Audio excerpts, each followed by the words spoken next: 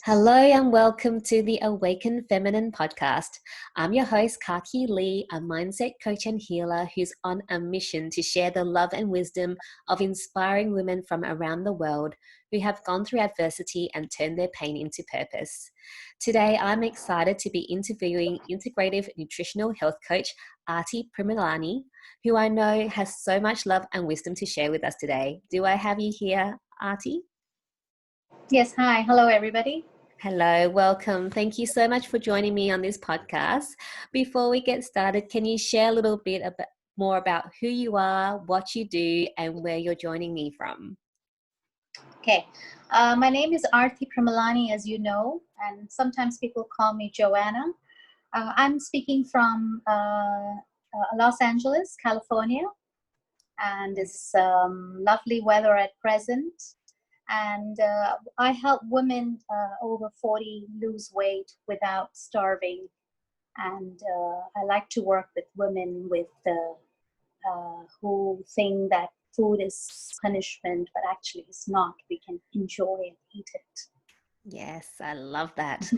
And as I love food. I'm someone that if you tell me not to eat, I'll be like, no. So listening to that is music to my ears, knowing that you can lose weight without having all those restrictions. So that's totally awesome. So Aarti, Let's just dive in now. I'd really love you to share with us like your journey from what you were doing before becoming a health coach and, teaching women how to lose weight to where you are now. So how did it all get started and what you were doing before? Okay, actually, I come from Asia, and I was teaching English to children who need English as a second language. And mainly I worked with kids who English was a second language for. And I was doing very well, and I was running my own center, like a tutorial center. I had a lot of different kids come to me, and we used to have lots of fun. And at the same time, I was a mom to two boys, and they were also growing up. But suddenly, 2 years back, everything just changed. The boys wanted to be on their own. They graduated from high school, and my husband didn't want to be in that part of the world. So I had to pack my bag and leave. I had to leave everything, pack my bags literally in suitcases and just come to this part of the world. And obviously, because of the culture change over here and over there, I just felt that I thought I would still use my teaching skills, but I just felt that it's not that necessary. And I think coming from a very a rich and cultural background with food, and food is everything because my ethnicity is Indian. So with my mom and my mother-in-law, food was everything for them. So I just was always exploring things, different recipes. But then again, you're always thinking that if it's healthy or no. So then I wanted to get deeper, and I said, okay, why not I dive into this? And before this, I took coaching from somebody else also who was a IIN coach herself. And I said, why not? Even I can help people. Yeah. So I got on board with this journey. Yeah. And I just love it. Yeah. Oh, I love that. So you were saying that you were in Asia. Is it Asia that you're teaching English? Yeah. What part of Asia were you in? China and Hong Kong. Yeah. I grew up in Hong Kong. Yeah. I grew up in Hong Kong, and I speak Cantonese, I speak Mandarin, and but my last 12 years where I ran my business was in China. I was in a city called Guangzhou. Yeah, and definitely. I'm from Hong Kong originally, so I know they're very big with their tutorial centers and really getting the kids to learn English. So yeah, and very different, like Hong Kong, China to America.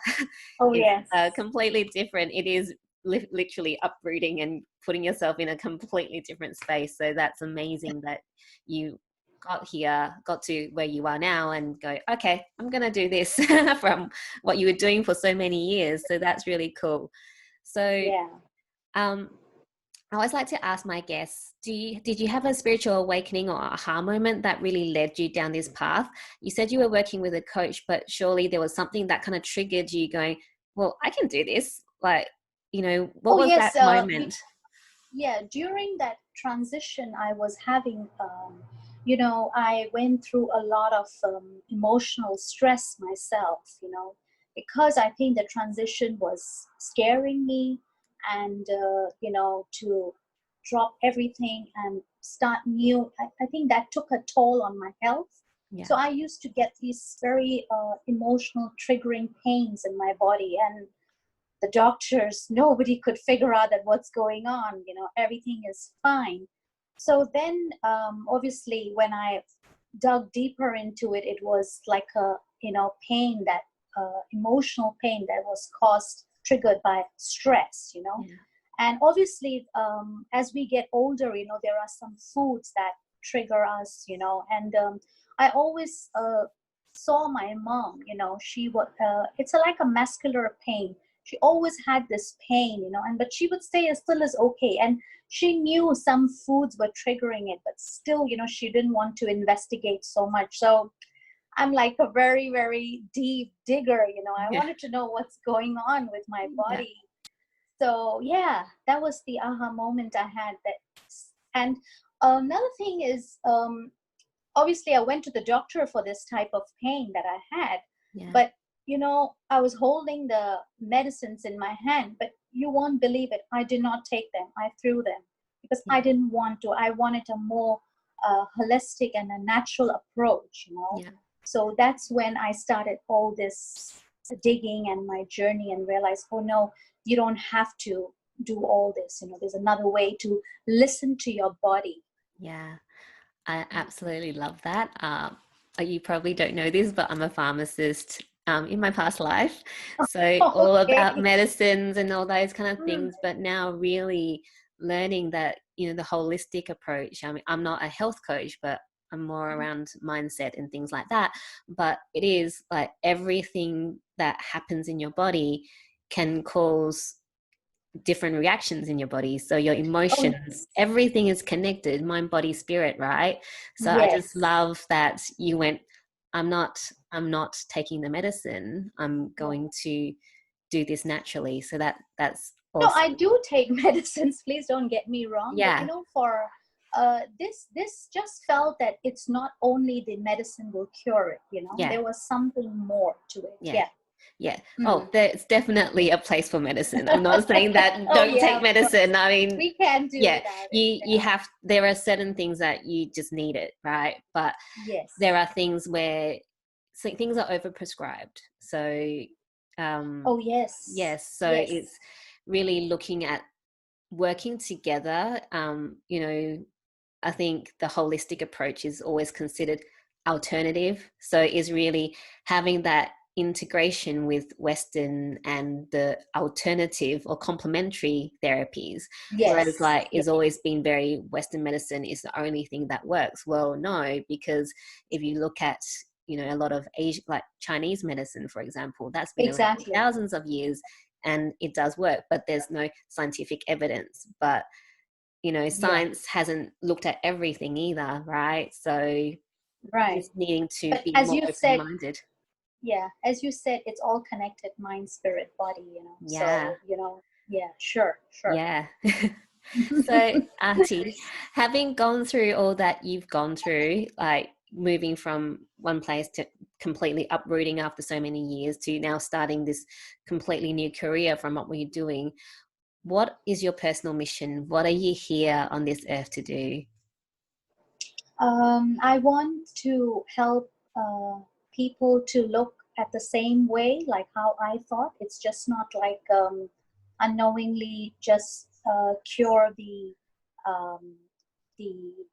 condition. I want people to get deeper, so cure the root cause. I'm not a doctor, but it is all connected as we spoke.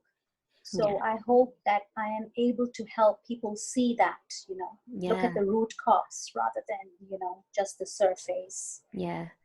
And that is so important. And I love that.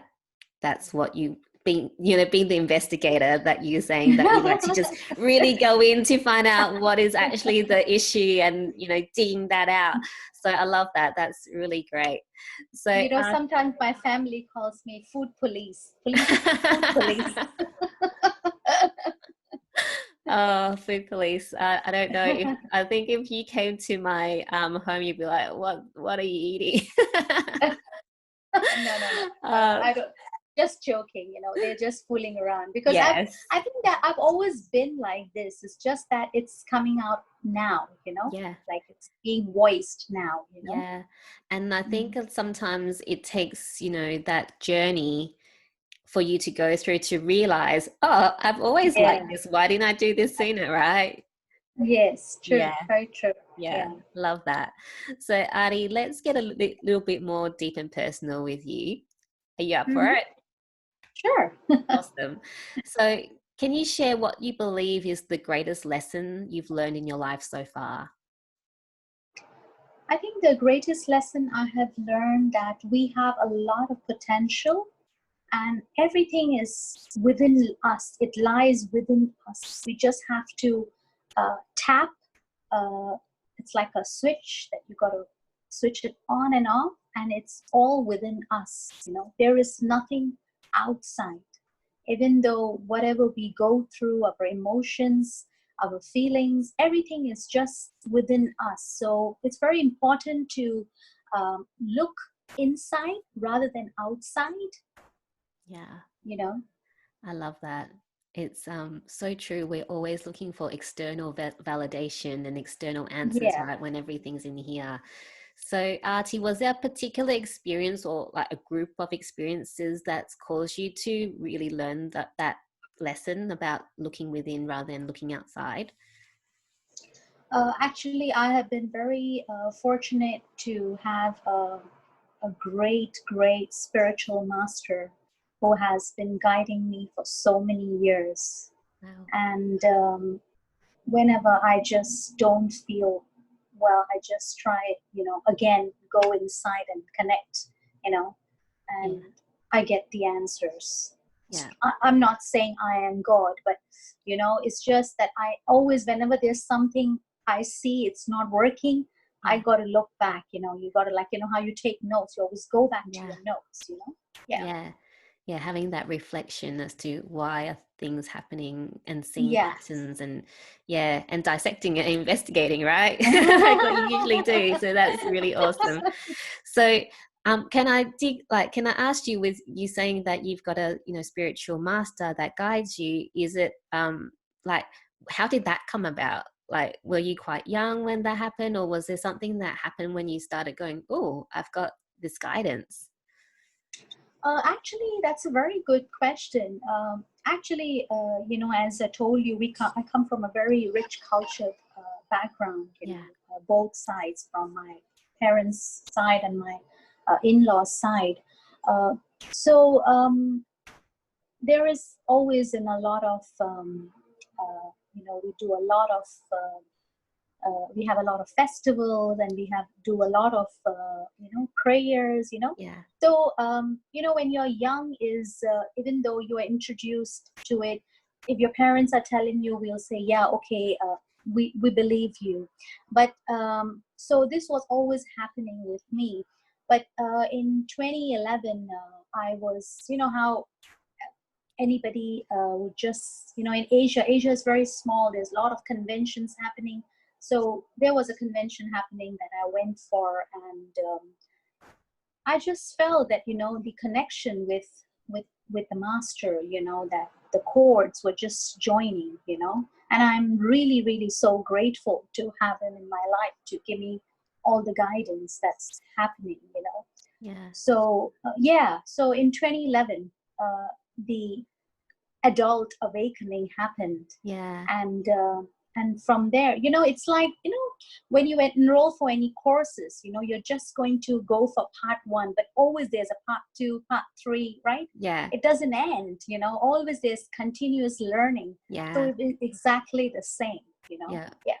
Oh, I love that. I just got Mhm. goosebumps when you told me like how you're connected. So I love that. And Yeah. it's so true that connection and your personal growth is a continuous journey. It just doesn't stop. You Yeah, know, when you stop it, everything in your life also stops. So it's just exactly. so important to keep growing and transforming and, getting better and better. So I love that.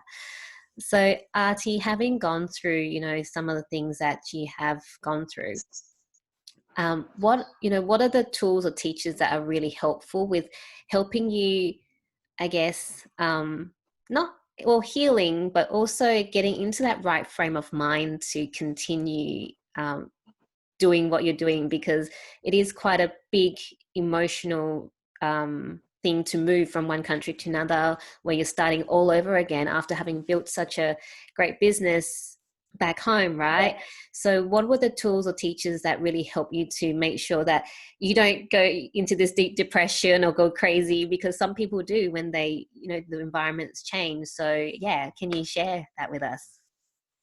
Again, I think I'm not sure if I can speak in front of you. It's again the mindset, Yeah. because you're a mindset coach, The mindset is very, very important. And if that is in alignment with us, then, we can achieve a lot, whatever we want, actually. So, as I've been lucky, since I have been on this side of the world, or actually since I have been now free, because you see my responsibilities have changed. The kids are grown, they're on their own. Yeah.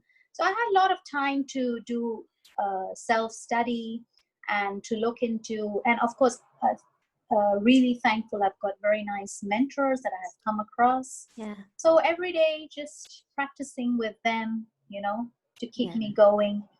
Yeah. Yeah. Yeah, that's great. And I'm a big book reader, so I'm not sure whether you love reading or not, but is there a particular book that really, changed your life or made a big impact on you? Um, Actually, I really, the book that really touched me was The Power by Mm. Rhonda Byrne. Oh, okay. Uh, yeah, the one Yeah. who wrote The Secret. Yeah. I feel it was very, very simple and very easy to understand. And another book that I'm reading actually is The Success Principles from Jack Canfield. Oh, yes. Yeah. And I haven't. obviously Chicken Soup for the Soul, which Yeah. is amazing. Yeah. Yeah. Yeah, I haven't read either of those, so I'll be adding those Oh, to my list. Yeah, oh, and okay. it's so funny because I remember when Chicken Soup for the Soul first came out, I was like really young, I think maybe a teenager, and I used to love it. I was like, wow, all these inspirational stories from all these different people. And I Yeah. actually never realized it was Jack Canfield until I joined another course, and that Jack Canfield was that course's the person that was running the course's mentor. I'm like, oh, Oh, right.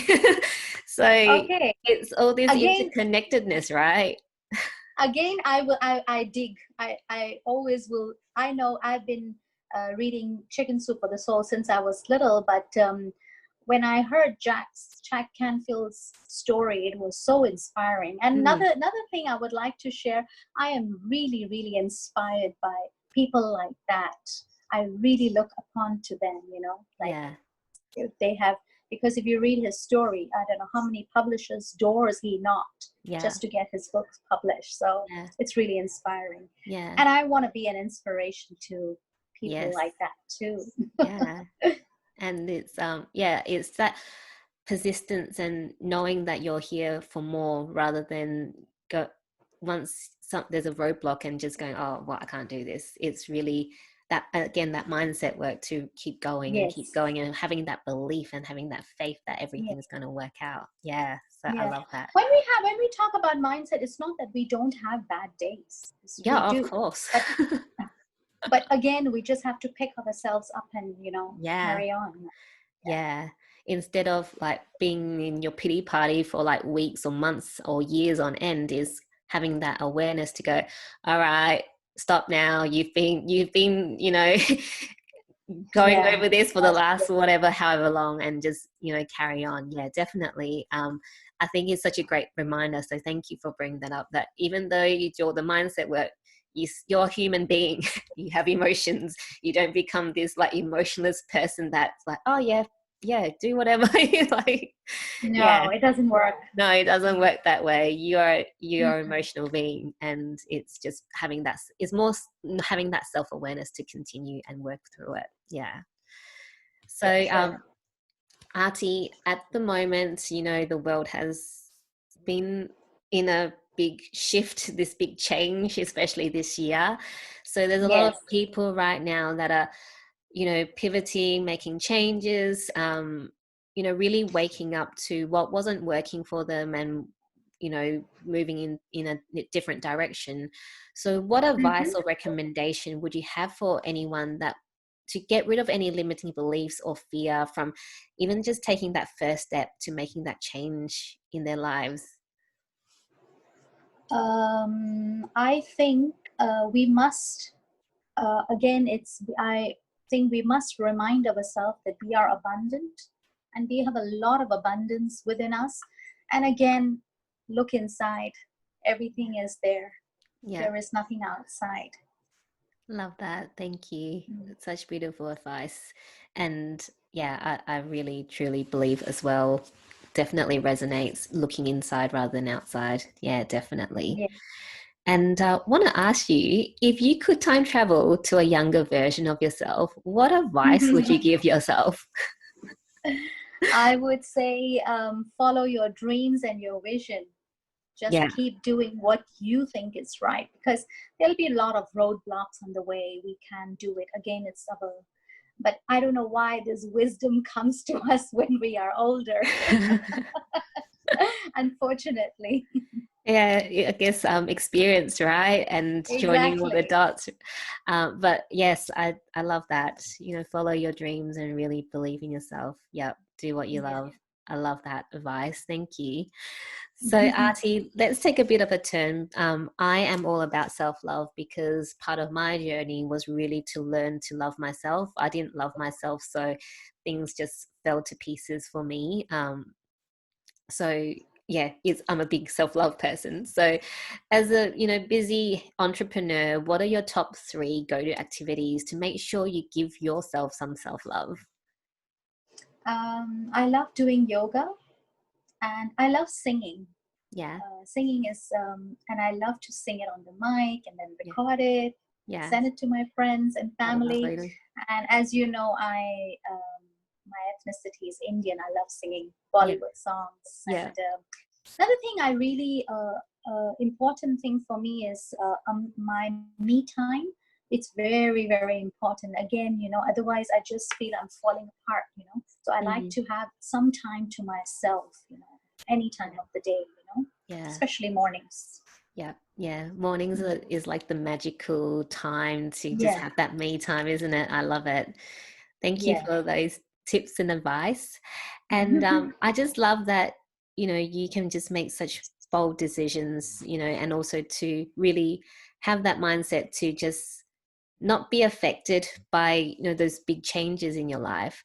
Can you tell me though, what, before we wrap up, what right now is setting your soul on fire?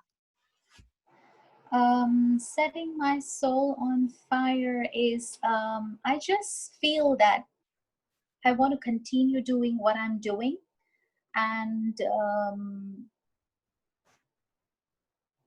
mm, I just feel that everything is going to fall in place. So don't stress too much about it, which sometimes I do. It's not that I am stress free and all, Yeah, but yeah, it's just yeah, just do your best. I think that's the best thing to do. yeah. Yeah. Cool. Thank you so much, Artie, for your love and wisdom today. If people want to find out Thank more about you and how they can work with you, where should they go? Oh, I'm available on Instagram. It's at Aarti Primalani on Instagram, and yeah, most welcome to contact me. Yeah. Awesome. Thank you. So I'll have all your details and any recommended resources available in the show notes so people can reach out to you. Thank you once again for your time and your wisdom. Thank you, Kathy. Thank you. Great. And until next time, I love you, I believe in you, and you are worth taking that first step to the life of your dreams.